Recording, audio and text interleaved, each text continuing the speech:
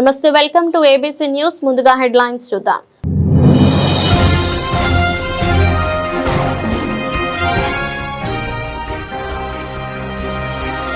తాళ్లూరు వెంకటేశ్వర స్వామి ఆలయంలో సంప్రోక్షణ పూజలు నిర్వహించిన ఎమ్మెల్యే టీటీడీ బోర్డు సభ్యులు జ్యోతుల నెహ్రూ.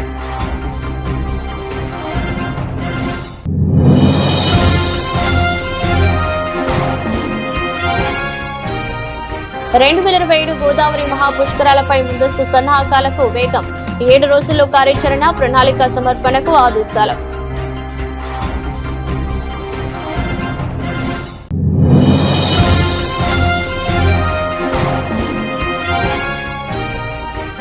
ఇండియా ఏ ఎక్స్పోలో కాంగ్రెస్ గుండాలు భారత మండపంపై చేసిన దాన్ని ఖండిస్తూ బీజేపీ నాయకుల నిరసన.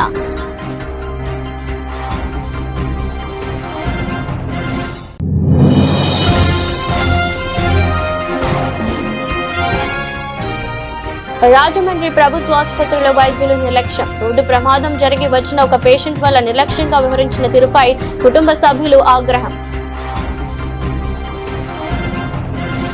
అత్యున్నత చట్టసభ అయిన శాసన మండలిలో వైకాపా నేతలు శ్రీ వెంకటేశ్వర స్వామి చిత్రపటానికి చేసిన అపచారాన్ని ప్రజలందరికీ తెలియజేయాలనే ఉద్దేశంతో మీడియా సమావేశం ఏర్పాటు చేశామని రాష్ట్ర పర్యాటక సాంస్కృతిక సినిమాటోగ్రఫీ శాఖ మంత్రి కందుల దుర్గేష్ పేర్కొన్నారు.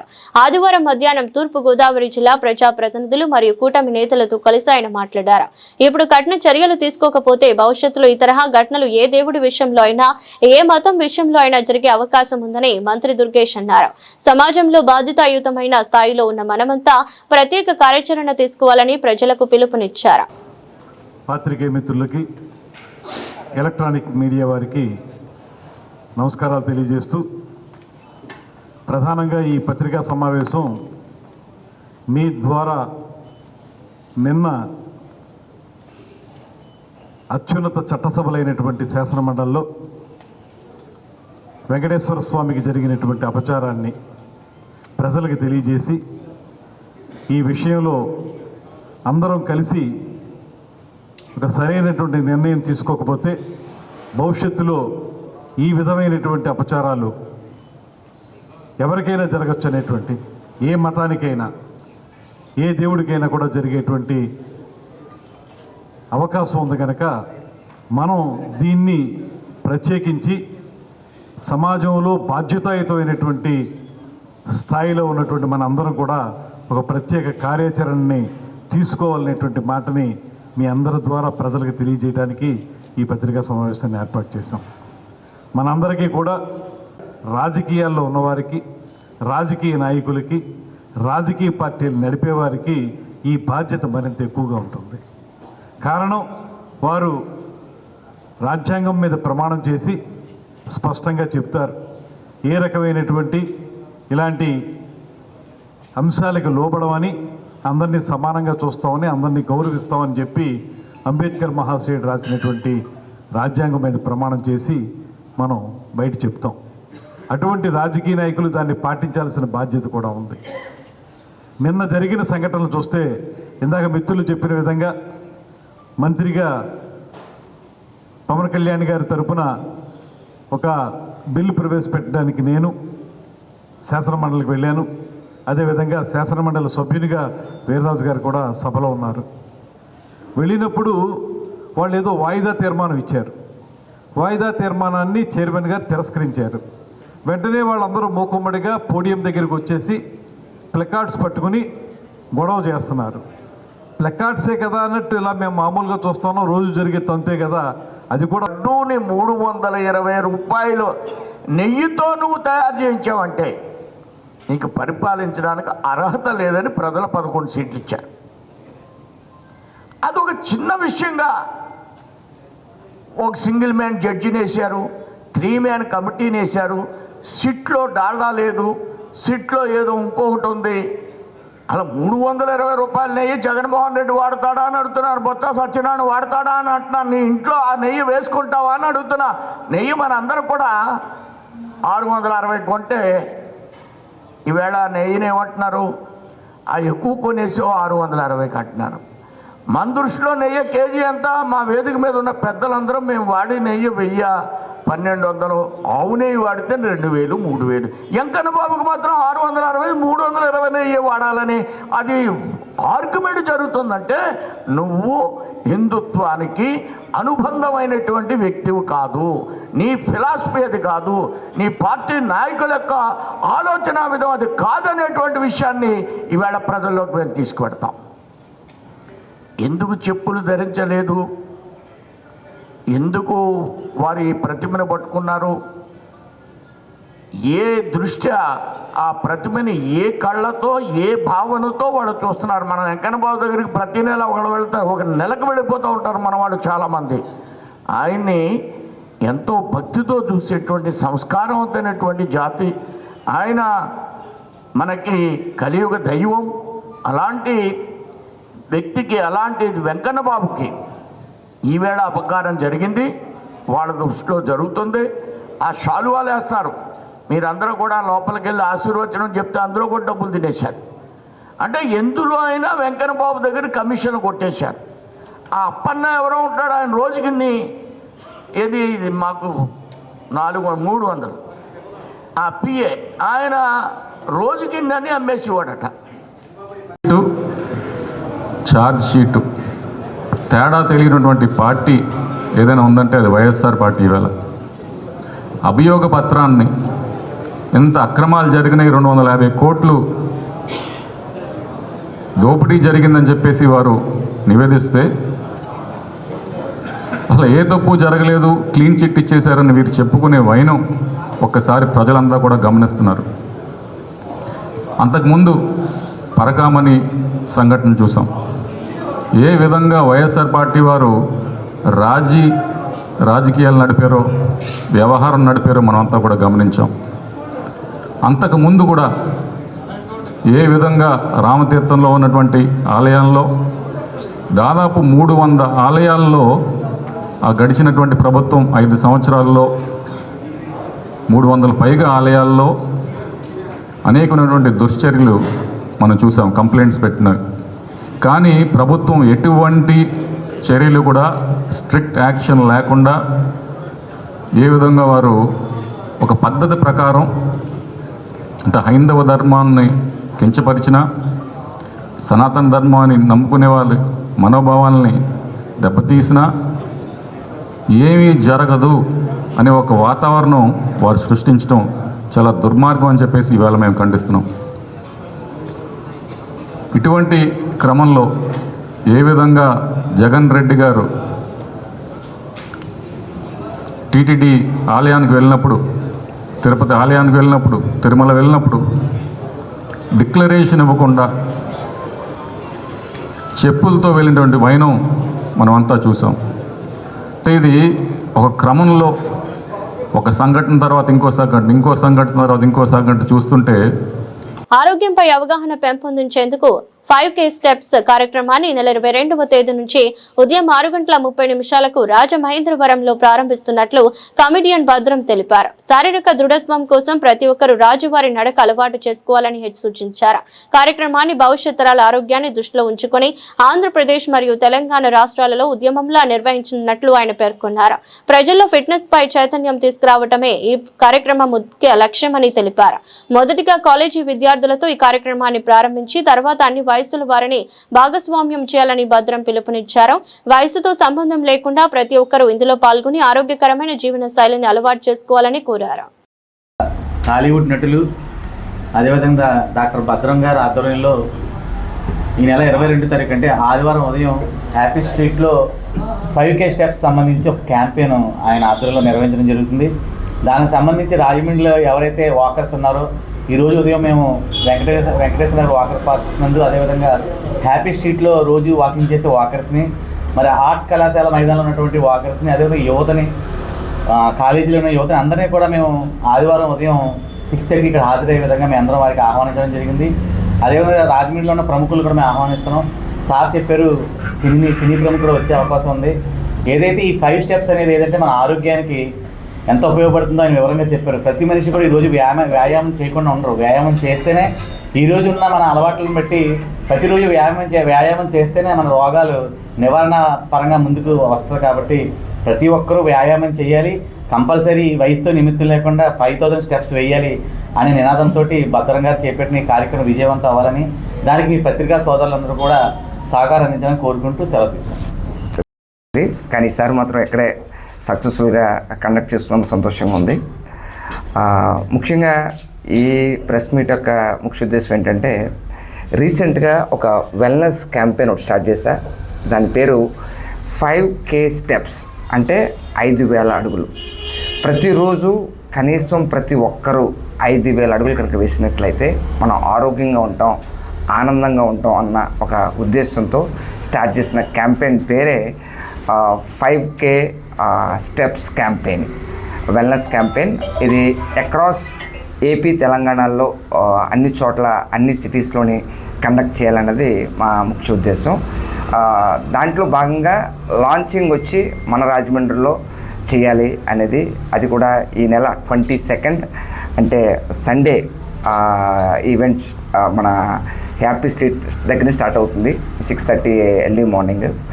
సో దీంట్లో ప్రతి ఒక్కరూ, అంటే అందరూ పార్కుల దగ్గర నడవడం మాత్రమే కాదు, ఇంట్లో ఉన్న వాళ్ళ దగ్గర కూడా రీచ్ కావాలన్నది, ఇంట్లో ఎవరైతే ఉంటారో వాళ్ళకి రీచ్ కావాలన్న ముఖ్య ఉద్దేశంతో స్టార్ట్ చేసిన క్యాంపెయిన్ ఇది. దాంట్లో భాగంగా మేము స్కూల్స్కి వెళ్తున్నాం, చిన్న చిన్న పిల్లల దగ్గరికి వెళ్ళి వాళ్ళని మోటివేట్ చేస్తున్నాం. ఇలాగా మీరు మీ తల్లిదండ్రులు చెప్పాలి 5000 అడుగులు నడవాలని చెప్పేసి. మనం ఈ సాధారణంగా చూసినట్లయితే లైఫ్ స్టైల్ ప్రాబ్లమ్స్ అన్నీ చూస్తే, ఏవైతే బీపీ, షుగర్, ఏవైతే ప్రాబ్లమ్స్, ఒబేసిటీ, ఈ ప్రాబ్లమ్స్ అన్నిటికీ కారణం ఏంటంటే కదలిక లేకపోవడం వల్ల, మన బాడీలో కదలిక అనేది లేకపోవడం వల్ల, ఇన్యాక్టివిటీ. ఒకప్పుడు జబ్బులు అంటే ఎలా వచ్చాయంటే ఇన్ఫెక్షన్ రూపంలో వచ్చేవి. ఇన్ఫెక్షన్ అంటే ఒకదాని దగ్గర నుంచి ఒకదాని సోకి మనకు ప్రాబ్లమ్స్ వచ్చేవి. కానీ ఇప్పుడు ఇన్ఫెక్షన్ వల్ల కాదు, ఇన్యాక్టివిటీ అంటే ఎటువంటి యాక్టివిటీ లేకపోవడం వల్ల మనకి ఈ జబ్బులు బారిన పడుతున్నాం. అది బీపీ అవ్వచ్చు, షుగర్ అవ్వచ్చు, లేకపోతే ఊబకాయం అవ్వచ్చు, ఈ ప్రాబ్లమ్స్ అన్నీ. సో ఒక పాయింట్లో చూసినట్లయితే ప్రతి ఇంట్లోని బీపీ, షుగర్. గత ప్రభుత్వ హయాంలో తిరుమలలో జరిగిన స్వామివారి లడ్డు కల్తీ అంశంలో పట్టుబడి దాన్ని కప్పిపుచ్చుకోవడానికి వైసీపీ నాయకులు తప్పుల మీద తప్పులు చేస్తున్నారని జగంపేట ఎమ్మెల్యే జ్యోతుల నెహ్రూ అన్నారు. శనివారం శాసన మండలిలో వైసీపీ నాయకులు చెప్పులు బూట్లు వేసుకుని స్వామివారి చిత్రపటాలను ప్రదర్శించడం, తర్వాత ఆ చిత్రపటాలను విసిరివేయటంపై ఆయన ఆగ్రహం వ్యక్తం చేశారు.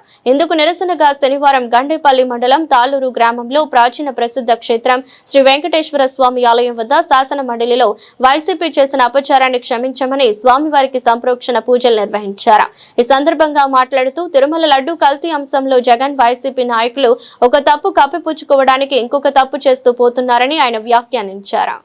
ఇవాళ ఆంధ్ర రాష్ట్రాన్ని పరిరక్షించు స్వామి, మా సోదరులు చేసినటువంటి తప్పును క్షమించు, ఈ ఆంధ్ర రాష్ట్రానికి ఏ రకమైనటువంటి అపకారాన్ని కూడా చెయ్యకు స్వామి. వాళ్ళకి బుద్ధి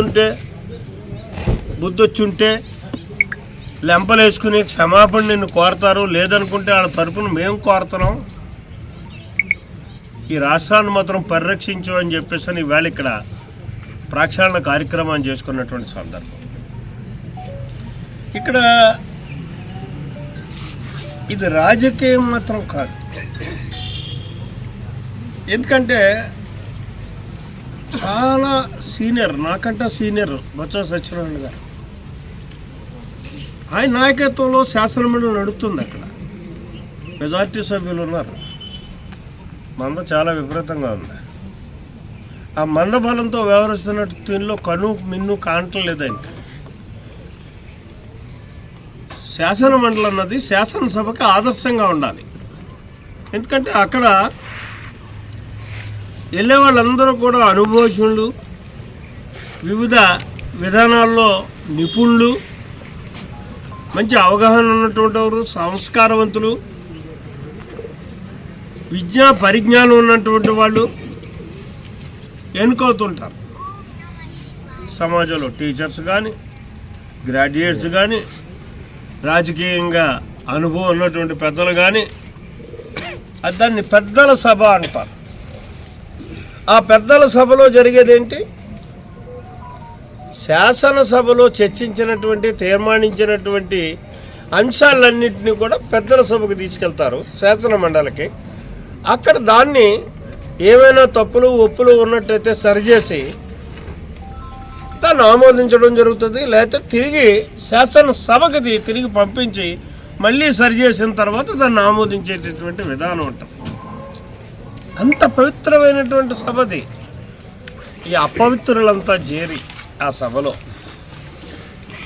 ఏదో కోతికి కళ్ళు దొరికితే ఎలాగుంటుందో 2027లో నిర్వహించనున్న గోదావరి మహాపుష్కరాల విజయవంతమైన నిర్వహణ కోసం జిల్లా స్థాయిలో సమగ్ర సన్నాహక చర్యలు ప్రారంభమయ్యాయి. ఈ మేరకు జిల్లా కలెక్టర్, జిల్లా మెజిస్ట్రేట్ కలెక్టర్ కీర్తి చేకూరి శుక్రవారం జిల్లా కలెక్టర్ క్యాంపు కార్యాలయంలో సంబంధిత అధికారులతో కీలక సమావేశం నిర్వహించారు.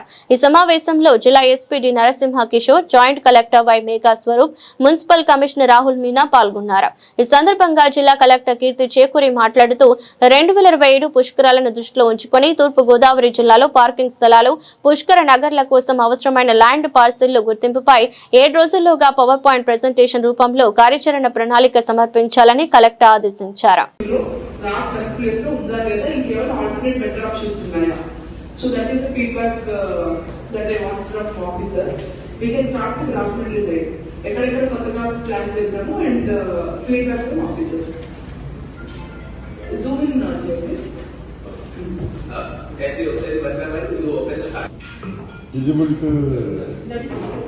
ఇప్పుడు ప్రాక్టికల్ గా తెలిసేది ఫస్ట్ మొత్తం చేసింది.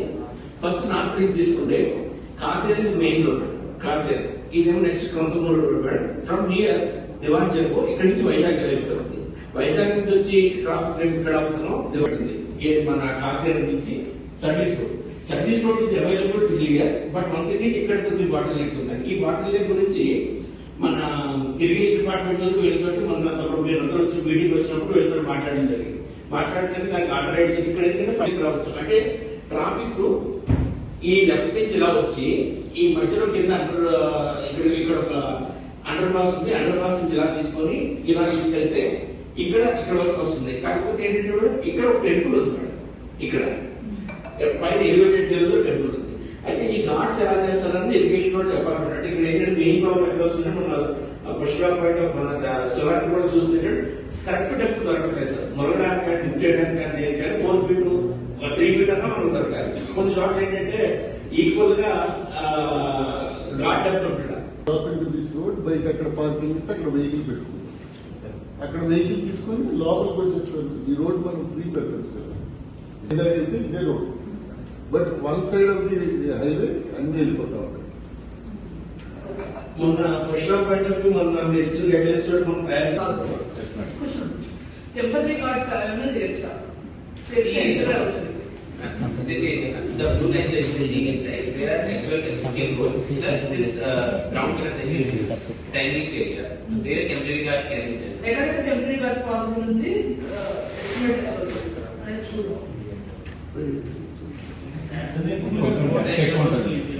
వాటర్ డెప్త్ ఎక్కువ ఉంటుంది.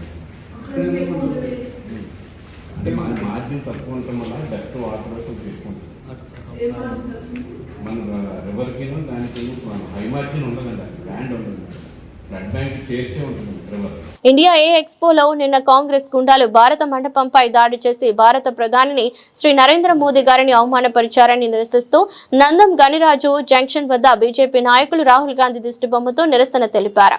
ఈ సందర్భంగా బీజేపీ జిల్లా అధ్యక్షులు పికి నాగేంద్ర మరియు బీజేపీ రాష్ట్ర ప్రధాన కార్యదర్శి బేతిరెడ్డి ఆదిత్య మాట్లాడుతూ ఏదైతే నిన్న కాంగ్రెస్ యువజన విభాగానికి చెందిన వ్యక్తులు ఏఐ సమ్మిట్ లో అర్ధనగ్న ప్రదర్శన దేశ గౌరవాన్ని కించపరిచేటట్లు ఉందని, అలాంటి దేశ విద్రోహ కార్యక్రమాలు కాంగ్రెస్ నిర్వహించడం వల్లే కాంగ్రెస్ దేశంలో అన్ని చోట్ల నుంచి తుడిచిపెట్టుకుపోయిందని, మిగిలిన 1-2 చోట్ల నుంచి కూడా త్వరలోనే తుడిచిపెట్టుకుపోతాదని, కాంగ్రెస్ ముక్త భారత్ అన్న నాదం నిజమవుతుందని, దానికి ప్రజలే ముందుండి ఆ ఉద్యమాన్ని ముందుకు తీసుకెళ్తారని ఈ సందర్భంగా తెలిపారు.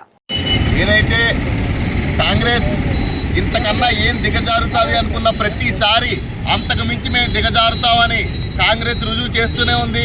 ఏదైతే నిన్న ఇండియా ఏ సమిట్లో కాంగ్రెస్ ఎన్ఎస్యుకి సంబంధించిన గూండాలు నగ్నంగా ఏ సమిట్లోకి వెళ్ళి నరేంద్ర మోడీ గారికి వ్యతిరేకంగా నినాదాలు చేశారో, ఇది నరేంద్ర మోడీని అవమానించడమే కాదు, యావత్ భారతదేశాన్ని అవమానించడం. రాజకీయంగా 2 పార్టీలకి విభిన్నమైన ఆలోచనలు ఉంటాయి, కానీ అది మనం ఎక్కడ ప్రస్తావించాలంటే రాజకీయ వేదికలుగా చేయాలి. ఏదైతే ఏ సమిట్ అని ఉన్నదో అది నరేంద్ర మోడీ గారు 10,000 కోట్లతో ఏ సంబంధించి ప్రపంచ దేశాల మీద భారతదేశం ఏ రోజు డిపెండ్ అవ్వకూడదని చెప్పి ఒక యజ్ఞంలాగా ఏదైతే రాబోయే తరాలకి ఏదైతే ఇన్ఫర్మేషన్ టెక్నాలజీలో నెక్స్ట్ వచ్చే అప్డేట్ కాబట్టి ప్రపంచ దేశాలకి దిక్సూచిగా భారతదేశం అవ్వాలని చెప్పి భారతదేశ యువతని ప్రోత్సహించే విధంగా భారతదేశం ముందుకెళ్లే విధంగా ఏదైతే ఈ యజ్ఞం స్థాపించారో దాంట్లో ఒక కీలకమైన ఘట్టం. ఏదైతే ప్రపంచ దేశాల్లో దిగ్గజాలు ఉన్నాయో డీప్సీక్, జెమిని ఇలాంటికి పోటీగా భారతదేశంలో మోడల్ సర్వం ముందుకు వస్తుందన్న విషయాన్ని కాంగ్రెస్ చూసింది. ఏదైతే ప్రపంచ దేశాల్లో నరేంద్ర మోడీ గారి కీర్తి, భారతదేశం యొక్క కీర్తి అఖండంగా వెళ్తుంది. భారతదేశంలో ప్రజలందరూ కూడా మమ్మల్ని తిరస్కరిస్తున్నారు. ఇది తట్టుకోలేని కొన్ని విదేశీ శక్తులతో కలిపి భారతదేశంలో కానీ నరేంద్ర మోడీ గారు ముందుకు వెళ్ళకూడదనే ఒక కుటీలమైన ఆలోచనతో భారతదేశం యొక్క కీర్తిని భంగం పరిచే విధంగా సమిట్లో నిన్న ఏదైతే ఆ చర్య చేశారో ఇది కేవలం భారతీయ జనతా పార్టీయే కాదు, యావత్ భారతదేశం దీన్ని ఖండిస్తుంది.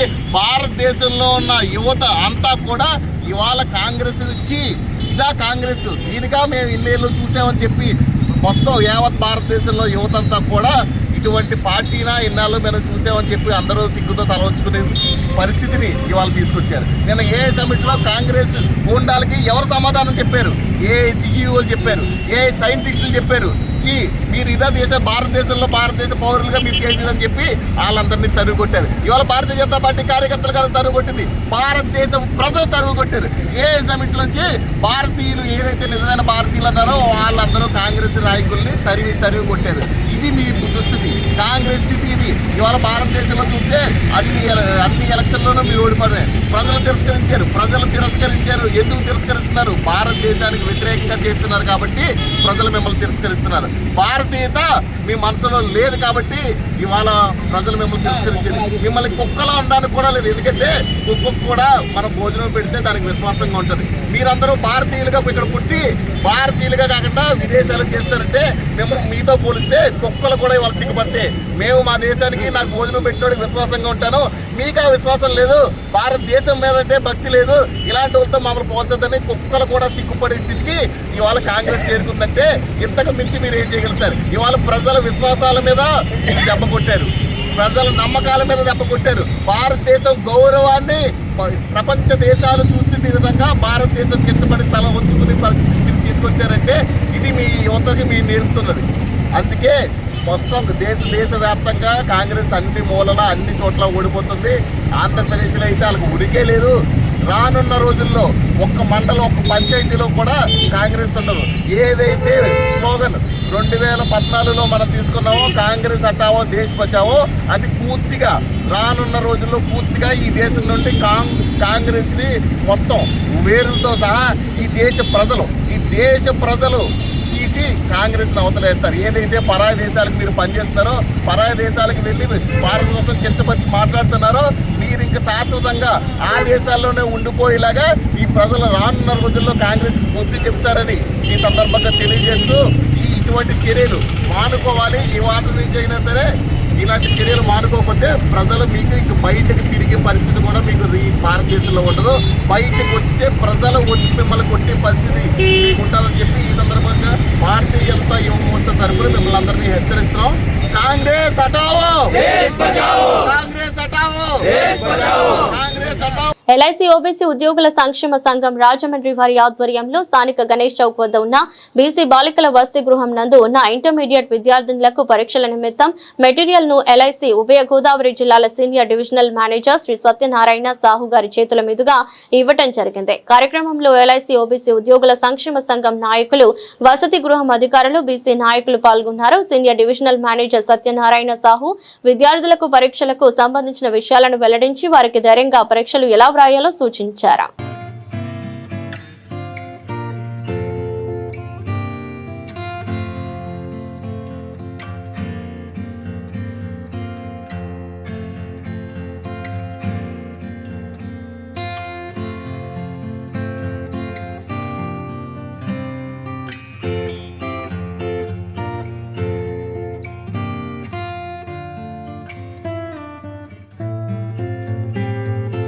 రాజమండ్రి ప్రభుత్వ ఆసుపత్రిలో వైద్యులు రోడ్డు ప్రమాదం జరిగి వచ్చిన ఒక పేషెంట్ పట్ల నిర్లక్ష్యంగా వ్యవహరించిన తీరుపై కుటుంబ సభ్యులు ఆగ్రహం వ్యక్తం చేశారు.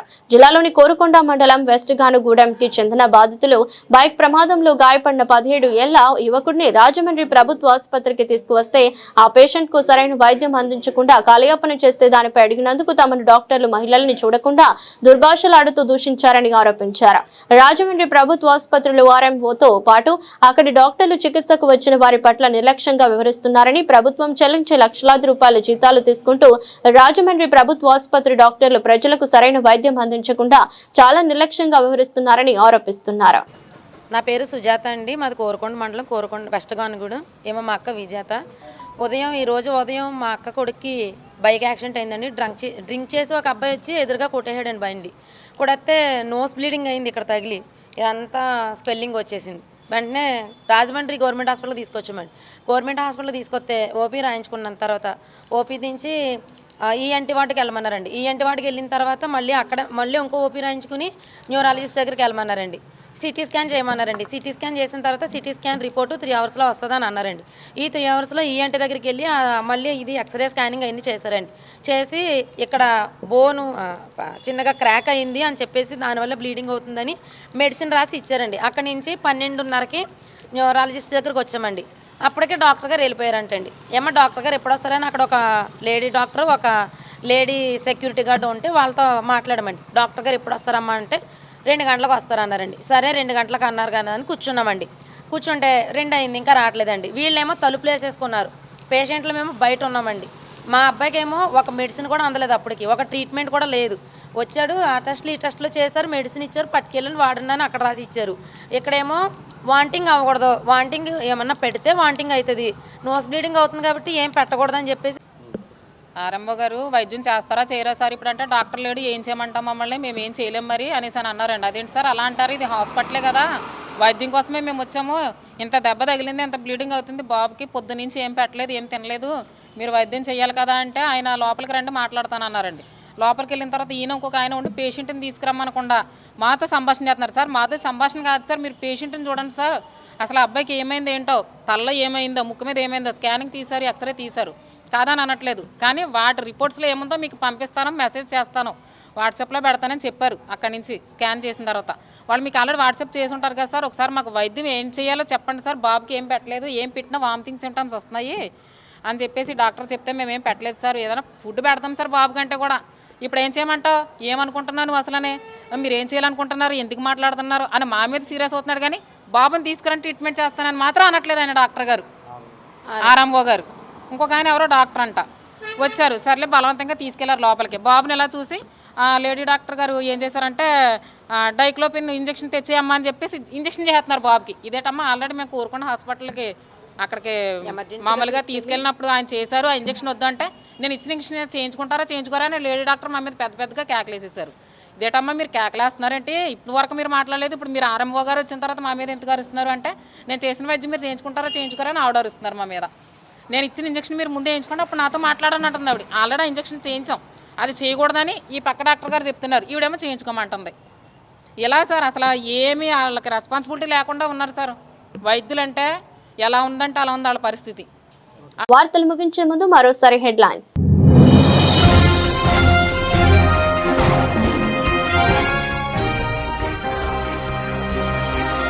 తాళ్ళూరు వెంకటేశ్వర స్వామి ఆలయంలో సంప్రోక్షణ పూజలు నిర్వహించిన ఎమ్మెల్యే టీటీడీ బోర్డు సభ్యులు జ్యోతుల నెహ్రూ.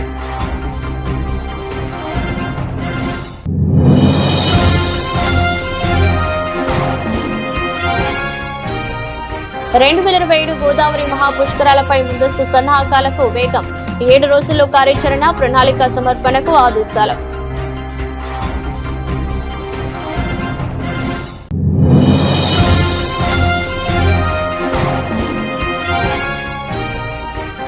ఇండియా ఏ ఎక్స్పోలో కాంగ్రెస్ గుండాలు భారత మండపంపై చేసిన దాన్ని ఖండిస్తూ బీజేపీ నాయకుల నిరసన.